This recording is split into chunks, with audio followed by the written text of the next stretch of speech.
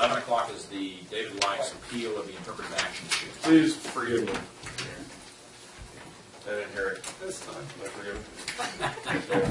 Okay, before you is an appeal of a determination of similar use made by the Director of Planning and Building Services Department pursuant to Chapter 18.122 of Lassen County Code. The subject parcel is a 640-acre parcel zone UC2, which is Upland Conservation Resource Management District, and it's located approximately 5 miles from the intersection of Rice Canyon Road and Highway 139, or excuse me, the Center Road, so sort of in the middle on Rice Canyon Road. What we're asking today is that the board receive the staff report, conduct a public meeting to consider the appeal of Mr. Likes, uphold the determination made by the director, or grant the appeal, finding that the current use is allowed by right. So staff became aware of some development that was occurring on this parcel, primarily through Google Earth. We investigated, found that there were no permits taken out for these subject parcels. We contacted the landowner. The landowner, Mr. Likes, has been very amenable and cooperative. He allowed an inspection. Through that inspection, we did determine that there's roughly 4 structures that are primarily single-family residence and a variety, half dozen other buildings that are accessory to this operation. And so it is the case that these structures need building permits, but it was not clear at the time what this compound, for lack of a better word, was intended to do. So it was my job to look at the zoning ordinance and see if what was constructed is consistent with that zoning district. And when I did that, I did not find that that looked like a use allowed by right. And if you go to your packet on page 19 of 22, I provide the zoning district for you.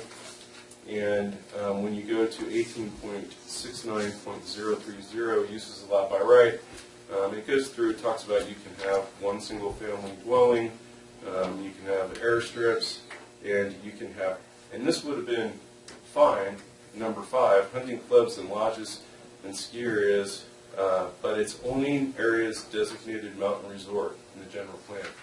And so for me, that was a turning point in my decision that if you go to the next page, where you have uses allowed by permit, you have a variety of other things that support what's been constructed there, like additional dwellings, commercial recreation facility. Mr. Likes has shared that this was sort of a family effort and it just sort of got out of control, and they're having a lot of fun up there, and that's great. But that to me would represent more of a commercial recreation, although they're all related. So maybe the commercial aspect doesn't fit, but you have people going up there and recreating in multiple dwellings. And so that's basically how I made the determination that based on, really fit with, by right, a hunting club or a lodge, but that's only in mountain resort areas. And so that's kind of the key that made me turn the switch to use permit. And so, again, there's a variety of slides, and I want to apologize up front for the photos that are in your packet. I don't know if they look like mine, but something happened. But we printed them, and then they got copied, and they don't look good. So if you want, we can spin through some photos, especially the ones that are in your packet, so you can see what's up there. And so, wow, that's fast. Holy moly, okay. There. Yeah, so going back, this is obviously what it says, 2006. Nothing there, a few roads. 2012, it looks like we started something, perhaps a building has been constructed. There's some mining activity, probably primarily to develop the road system in there. And again, this is a little later still, nothing, maybe a building or two. And voila, in 14, we got some significant structures going on. I don't know if I counted them, it's like 8 to 10, maybe. And so this is sort of the main structure and like a gathering area. And as you can see, beautiful, very nice. It looks like a place I'd want to hang out. This is another accessory building. Another accessory building. A shop, I would imagine. Don't know, shop / something. And this is the main source of the energy for the development there, which is he's got a big solar array, and those are, I would guess, forklift batteries. Looks pretty ingenious, actually. It's one of the solar arrays. Another one of the dwellings. I believe that's a community bathroom. Another dwelling. And that's it. And so it just seemed to me it fits mostly in this category of use permit, and it's the board's ordinance to tell me if I'm right or wrong. So that's the primary issue today. So if the board says yes, it's a permit, we'll go through the permit process, use permit process, and that would also entail getting building permits. And so we encourage Mr. Likes to contact a design professional to make sure this was going to, if you wanted to go down this road, if this was going to be economically feasible, since it's all as-built. I don't know if he did or didn't. I believe Mr. Likes in the audience. Yep. And so he's here today. And as I said, he's been very cooperative. I want to point that out. And I'll take any questions. I think I covered most of it. So Marty, if we did, either way, he has to go back and get building permits, no matter what happens there? Well, not exactly. If the board finds that, yes, actually, the answer is yes. Building permits are going to be required. The question today is, does he need a use permit also?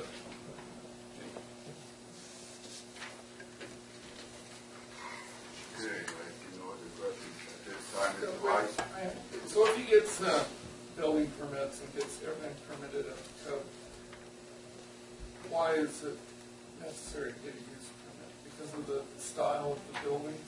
No. If you go to uses allowed by right, which is 19 of 22, it specifically addresses what the board says you can do it in Right. UC2. I read that. Okay, so it says you can have a house, like one. You can have a second one if it's in conjunction with the agricultural operation. So, here we have multiple structures that are houses, and so that's how it doesn't fit. Right. And then, like I said, if 5 wasn't connected to Mountain Resort, we wouldn't be here, and we would just be requiring him to get building permits. But it doesn't, and that's what I hung my hat on. So what you're saying is he needs a use permit and building permit. Right. Both. Right. Do you agree to that? Mr. Rice, would you Yeah. like? No, he patently doesn't agree to that. That's why he appealed it, and I would be happy to yield the floor to him. Yeah, do you have anything you want to say now? Yeah. I'm David Lassen from Lake Tahoe. I just got this yesterday in the mail at 2 p.m. And today was, I just got this packet yesterday. And the consultant couldn't be up here, or the attorney, because it was short notice. Okay. It's my desire to get the appropriate building permits for the structure that issue. It's my use and intended use of this property to comply with the UC2 18.69.030 uses allowed by my rights on the properties. I'd like to get my building permits, please. I built this place all out of scrap. I've been saving it for 24, 25 years. Only one structure's on a foundation. Every other cabin, 12 by 16, I was told, if you build them on skids, I drag them around and they're temporary. I'm just curious, who told you that? The manager at the lumber yard where I bought my material. I have pictures on my phone of the property, of my water tanks, of my fields. I want to run cows. I want to have chickens, my chickens up there. The place is strictly for my family. The buildings are for my boys. My mother's cabin is the last one you've seen. There was 2 shots in there of the same building, which is, there's too many, but there's only my main residence and 3 other cabins. The other existing cabin was already there when I purchased the property back in '06. None of the buildings are They're on skids. Only one has a foundation, the main structure, which I took down on the West Shore Lake Tahoe. It was a 1930 Sears Roebuck cabin that was given to me off a job. I dismantled it, trucked it up here, and put it back together. It's a beautiful piece of property. It's gorgeous up there. I love this place. You know, it's just by my loud right. I mean, it's what I mean. I'm allowed by my right to have that here.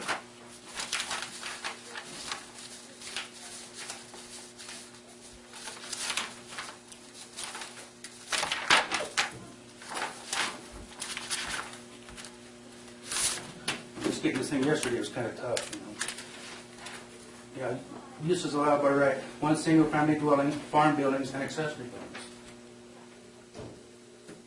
That's what I'm going for. I just have a question. Okay. May I ask you a question, sir? Certainly. Did you, the buildings that are on skids, I take it, I think you said your mother lives in one of them? Or She stays- doesn't live in there. She Stays in one. when the family comes up, she goes up there. And kids are in another? My boys, That yes. kind of thing. My boys are another ones. Just sleeping So, quarters. other than the one that has a foundation, how many are used for occupying by people when they come? 3. Okay. And those are on skids? Yes. And are any of them plumbed for water? One of them is. Okay. One of them is. And so by plumb, I guess, there's a pipe that descends through either the floor or the side and then down into the ground? Yes. Okay. Yes. Thank you. Yeah.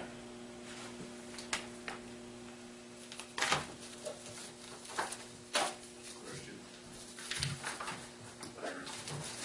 So, how many jokes do you play on the family members when they're sleeping? Do you look out to them? I haven't yet, but that's a great idea.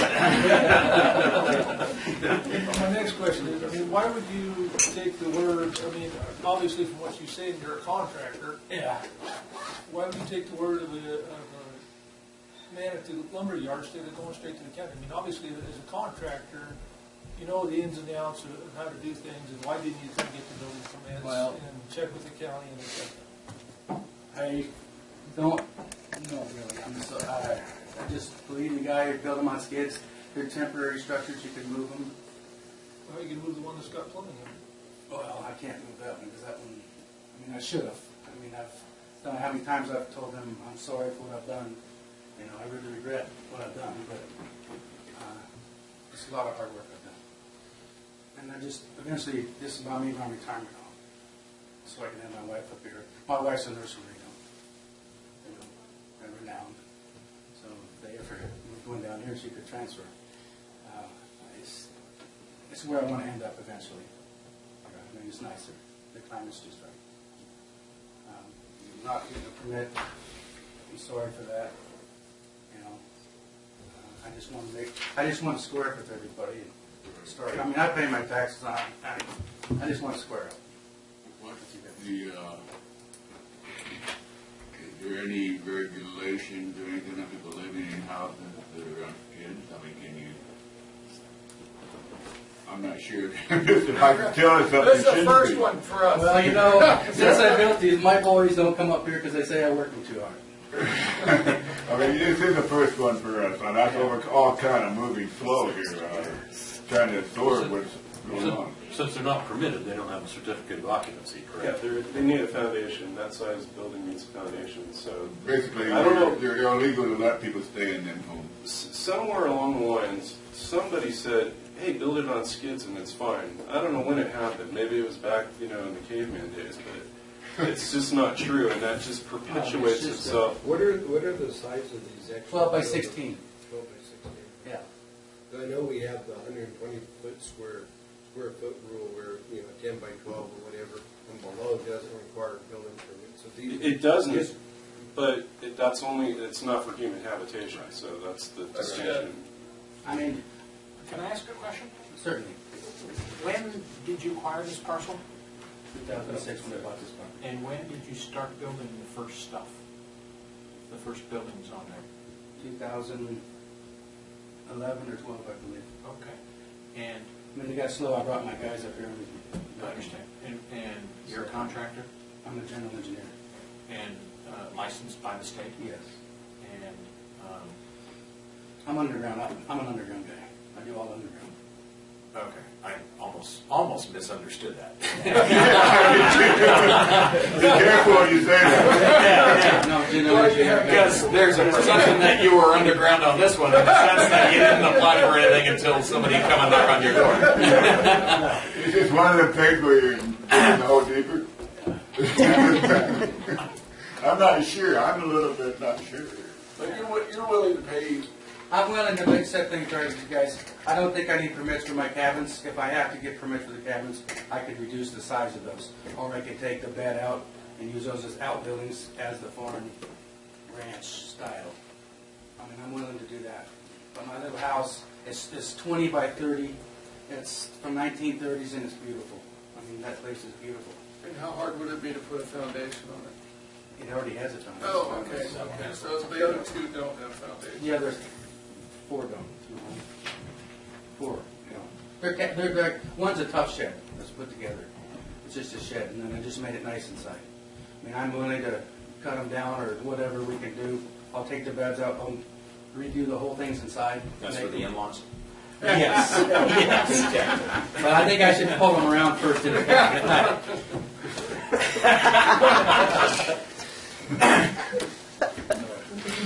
I have one good thing. I'm not staying at Aaron's Picture of a little.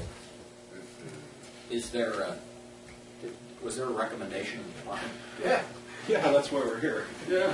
I made it determined that a use permit was necessary, and just in case the board does something different, any new information, like changing it, modifying it, the board, pursuant to county code, would remand it back to me to consider the new information, and then come back to you with my recommendation again. But, based on the record, this is not just a single-family residence, which is all you can have. This is something else, and it needs a use permit. But it's not a hunting lodge, like you guys are saying. I didn't say it's a hunting lodge. I said it's most similar to that kind of You activity. saw my tractor where we shoot skeet at Thanksgiving. That's a family tradition. I think it's great. And they underline that in the city. I think it's a great place. I think it's beautiful. I think It all is. that. I'm interpreting the zoning code for the board, and the board can tell me whether I'm right or wrong. But it's nothing personal. I'm ready to come shoot trap with you. I would love it. Don't say that, Mark. No, not at your place. Yeah. What is the board's pleasure? I mean, my thinking is we got to go with our director's recommendation. But let's hear from the rest of Well, What's it? Yeah. if I can throw out something, and this is from the long, big meetings, these ordinances that we have in place, we're only as imaginative as the imagination of the people at the time that they were created. I don't think anybody was thinking like Aaron thinks or how Mr. Likes thinks in terms of that. But what's wrong with creating a family compound definition within our ordinances that would accommodate a situation like this? I mean, they're not living there year-round except for maybe eventually plans to live in a main house like that. But when you have guests come to visit, so I never thought about cleaning out the storage shed on the back, in the backyard and turning it into a Bunkhouse.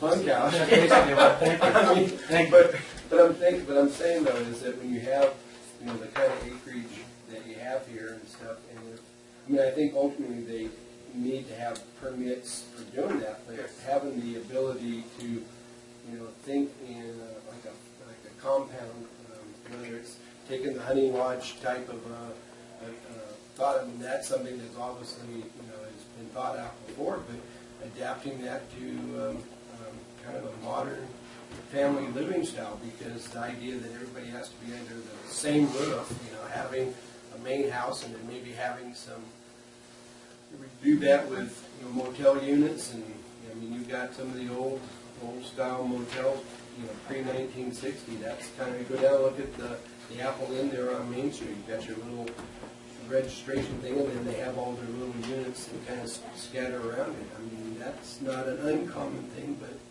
But I think putting it into this context, and maybe what we ought to look at is amending our zoning ordinances to create a kind of something that would be. Wouldn't that fall under the mountain resort though?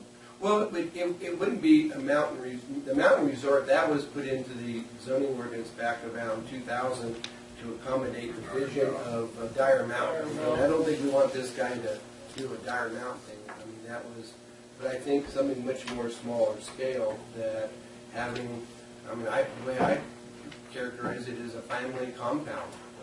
Well, I think, Jim, when you look, I think today we have to go by what. Yeah, we do. But I'm saying is that there's two solutions. We could run the guy through this meat grinder, or we create a new meat grinder that accomplishes something that's a little bit more positive and productive. And not only will it benefit this gentleman, but it could benefit other landowners that have, you know, and you create some parameters, so you can't necessarily, you know.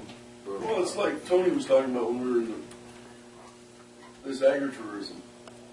In Mendocino County, you can build all the decks you want, and they put yurts up to accommodate people coming in ranges.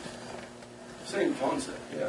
But still, you guys But no, talking about doing something different for the future. We got to take today's issue. Well, Let's, I don't, but let's learn from today's situation. we can have that for another agenda. Well, I think we should have, because I think what this guy is wanting to do is doing is something, the fact that his imagination isn't fitting the imaginations of the people who put together the current zoning ordinances is something that needs to be looked at. I mean, you know, it's obviously he's a likable guy, Mr. Linus. Let's take the personalities out. It doesn't have to be Mr. Linus. We can't, exactly, but we have to take care of what's on the agenda today, not what we think the future should be. And obviously, if we're not going to uphold the zoning and the laws and the regulations we have now, why even have it? Well, I think what we need to do is use this as a teachable moment, that as part of the response to this situation, and it could be part of the solution to the issue of the dilemma we have, is look at how we can create a zoning category that would accommodate these kind of uses in the future. That does not solve his problem today. We've got to deal with that. Okay, let's deal with today's problem. But part of the solution is I want to see is to incorporate a way where we can preclude these from being a problem in the future. Because I kind of like what he presented. Thank you. I have a real quick question. Okay, I got a question in the back. On a less than 10 by 12 building, if it has no, if it's not connected to the power grid and no plumbing, is that something you can stay in once in a while, sleep in? No. There's no use of it in that manner at all? Okay. What do you guys want here? Richard, what's your? Well, I think it's important to point out that there is a relatively straightforward process for the applicant to do exactly what he wants to do. And maybe I'd ask our planning director to go through, you know, how we're assuming that this is this onerous process to get his permit to do what he wants to do. I don't believe that's the case. And I think the county code and the ordinance is set up to allow this use with, you know, maybe a hearing and an application and a couple of things like that are not that onerous. And I'd just like to ask Mr. Anderson to kind of go through if someone came to the county and said, I want to do exactly what we're proposing here, what is the process that should be prescribed? And so that we know what we're comparing it to. well, that was more than a prelude to, I stood up and I wanted to say, not to sound like your typical planning director and defend, because I agree with Mr. Chapman that our ordinance is antiquated and has a lot of room for improvement. That said, you know, the challenge of any zoning district is to say what you can do and be very clear that's what you can do. What is great about a use permit is it allows for applications that will incorporate input from the public, neighbors, agencies, to make sure if something is different from what is allowed by right, that it's okay. And that's the process. And I have not heard any process that's better than that, because it's all about communicating. It's a public disclosure act. It's going to let people know in the area that what's going to happen. Because in his case, where there's no neighbors, yes, he said, you know, no harm, no foul. you build your family compound in the woods, and do you hear anything about it? No, unfortunately, and the assessor will say differently, but Google Earth is a new invention that doesn't let people hide very well. But it's the impact that it might have to the surrounding neighbors, it's the health and welfare of that area, and that's why you have this opportunity to use this mechanism, the use permit mechanism, to do other things, but it's going to get input and it's going to be discretionary. And I think it works. And could you just go through what the process is? The process for this gentleman is an application for a use permit, which I believe is $336 or something of that nature, and it may or may not be subject to CEQA. In this case, probably not, but that's something that gets determined once we see the application. And like I said, that's going to be a public disclosure. You're going to have CAL FIRE look at it. You're going to have neighbors notified. My closest neighbors to prison. Right. That's a lot of people. They could vote you down. They might have considerable input. And then it's going to go to the technical advisory, mostly those people I just mentioned, and then it's going to come before your planning commission. So It's a 4 to 6 month what's your issue with process. the use permit? I just wanted to make a little branch up here. And have- No, I understand Yeah. that, but I mean, if this process, I just thought if you have the use permit, it do put you in a different category for permits, and every building, every little building would have to have a permit. I was told that every little cabin would have to have a sprinkler system. let's get the fact on that. You're going to be subject to the Uniform Building Code regardless of the use permit or not. In the main cabin, if you want to turn the picture back on, sure. I can do it in there, but in these little cabins, how am I going to run water down to these little cabins? Well, We put a pressurized system in there, and it's all top of the ridge in the middle of nowhere. I'm surrounded by BLM completely. the I'm not there all the the time. problems that you're going to experience are the same for anybody, and the requirements that you'll have to achieve will be the same for anybody. Regardless of if use permit or not. Right. It doesn't have anything to do with the use permit. What would be the difference if he tore his cabins down and put camp trailers out there for basically what he's doing? Yeah. I mean, The previous owner had his camper up there, and he had it on the deck, and he's the one that built the little shower room. That was already there when I bought the place. And I called the other trailers out, and the place was, the 2006 picture shows all the debris I hauled up. I hauled up huge loads of asphalt roofing shingles that he dumped up there. The place was a dump when I bought it, and I did a lot of money cleaning it up. I mean, what would be the difference if he was to have a Mr. family Lassen compound like wanted this? to go and take trailers up there and camp with his family temporarily, then that'd be perfectly That's allowable. actually encouraged in that district. But that's a temporary use. But that's If what they his cabins stayed- are. No, the the cabins are permanently, No, I can pull them around. But I can you drag can't them. get there because they need a building permit. That kind of construction has to have a building permit.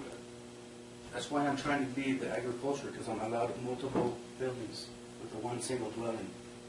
I have one single dwelling. I have power to it, water to it, and septic to it. I think you just said you have 5 dwellings a minute ago. No, the house. Got one The permit. other ones are little cabins. Well, 5 I don't structures understand that are habited by humans, right? Basically, one is, the other ones are just cabins. They're with a bed in them. That's habitation. But they're basically, what they are is a tent that has some permanence to it. Yeah. They are habited by humans. What you're describing is Yeah. that they're habited. And I think to go ag, I mean, that's like a hay barn, you put up a hay I got barn. my barn up there, I got If my you have water. no water or power to it, you're exempt from a permit. That exemption. for- But you can't live in it. You can't live in it. You can't sleep in You it. cannot live in it, you cannot have power, you cannot have light. If you do any of them, it no longer is an ag barn, it's not subject to a building permit. Okay. And you're not, I mean, I hear you trying to compare this to ag, it's not. Okay. Where I'm trying to go is if he can get I a know use where you're trying to permit, go, but it's not there. if he could get a use permit, could he get those cabins, use it for what he's trying to do with them? They're just temporary sleeping structures when the family shows up. If it's not They'll have their to comply property, with universal building, your core building. Which regardless of whether it gets use permit or doesn't get use permit, or. That doesn't affect them. So then if I gotta get permits for every building, and I'm not allowed to use the buildings unless I get permits for them, am I better off taking them out and making them strictly agricultural buildings? I'm just telling the family, get the motel. So here's the deal. The deal is from council's position, is